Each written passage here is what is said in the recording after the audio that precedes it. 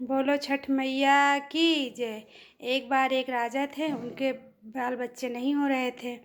तो सभी जनता उनको सभी परेशान कर रही थी, कह रही थी कि इनके देखो बच्चे हैं नहीं। हम ऐसी राजा के प्रजा है जो खुद ही निसंतान है। तो राजा और रानी दोनों बहुत दुखी थे। तो आई ये छठ का महीना जो है आया और सभी औरतें मिल के पूजा कर रही थी। तो रानी ने कहा राजा कहिए तो हम भी जाएं देख आएं पूजा। तो राजा बोले जा तो रही हो लेकिन सभी लोग ताना मारेंगे, रहने दो तुम घर में बैठो। तो कहीं नहीं, जाने दो, जाएं देखें क्या हो रहा है वहाँ पे। तो गई देखी तो ढाक और कुछ लोग गाड़ रहे थे और माताएं बहनें पूजा कर रही थी महुआ और ले तिन्नी का चावल दही वही लेके। सारी औरतें बैठ के कथा सुन रही थी, गाना गा रही थी। तो एक औरत थी जो बहुत ही दयालु प्रवृत्ति की थी, बोली रानी को, मतलब रानी एकदम पुराना वस्त्र पहन के गई थी ताकि कोई हमें पहचाने ना। तो बोली आइए बहन वहाँ पे आप क्यों बैठी हैं। तो रानी कही नहीं नहीं, हम यहीं पे ठीक हैं, हम देखने आए हैं पूजा में क्या क्या हो रहा है। तो जो है नहीं, कहीं नहीं बहन, आप आके यहाँ पे बैठो, कहाँ है वहाँ बैठो, आओ माता रानी का वो कथा वथा सुनो, जो कुछ मन्नत मांगना हो मांगो, और छठ मैया बहुत जल्दी पूरा करती हैं। कहीं ठीक है, वो भी गई, सब कुछ पूजा पाठ हुआ। तो सब लोग जब छः गांठ देने लगी तो वो जो है जो औरत उनको लेके गई थी वो बोली बहन आप भी बांधो।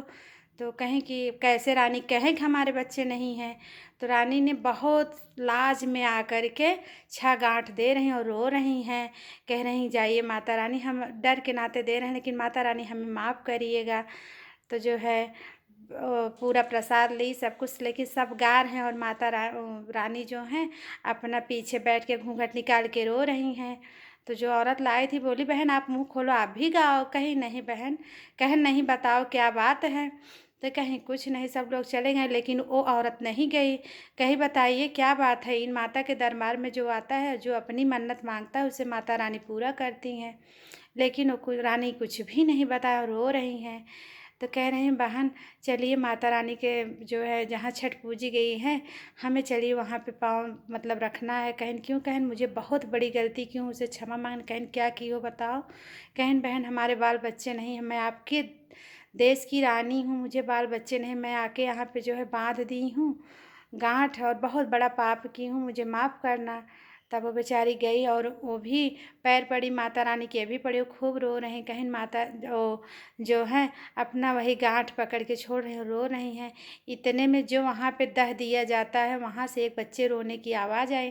तो कह रहे हैं रुकिए रुकिए, वो रानी जो है नहीं सुन पाए, रानी तो रो रही हैं लेकिन वो जो उनके साथ थे वो सुनी, कहे रुकिए रुकिए, क्या है, कौन रो रहा है इसी में देखिए।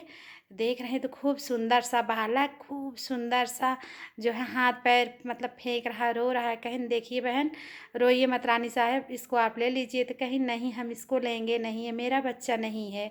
कहीं नहीं, लीजिए, माता रानी ने आप ही के लिए दिया है। कहीं नहीं, हमें राजा भी ताना मारेंगे और लोग कहेंगे कि कहीं कोई कुछ नहीं कहेगा। कहीं नहीं, अच्छा जाए हम अपने राजा से पूछ के आए। कहें हाँ जाइए। राजा को लेके आई रानी, तो देख रहे हैं खूब सुंदर सा खेल रहा है उसी में।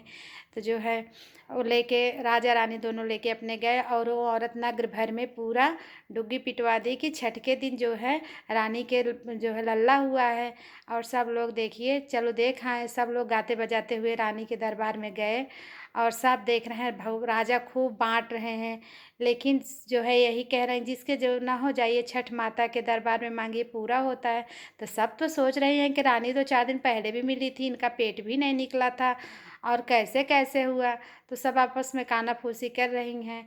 तब रानी ने और वो औरत ने बताई कि जो है रानी गई थी एक मतलब साधारण स्त्री के भेष में, वहाँ पे कथा सुन रही थी और माता रानी से इनका कष्ट मतलब बर्दाश्त नहीं हुआ, इसलिए उसी जो है दह में उसी जो है सगरा में जो है इनको बच्चा मिला है और कितना सुंदर है। तो सब लोग कहने अरे होगा किसी का लेके आई है, दो ये भी मिली हुई है। तब जब उसको दिखाया गया तो एकदम राजा की तरह बच्चा था। तब से रानी हर साल सगरा खुदवाती थी और सारे गांव की औरतों को बुलवा के पूजा करवाती थी, कथा सुनती थी और उनका माता रानी का नाम लेवाती थी। हे माता रानी, आप उनको जैसे दी वैसे सभी बहनों की दीजिए और सभी बहनों के लाल की उम्र को बढ़ाए रखिए। बोलो छठ मैया की जय।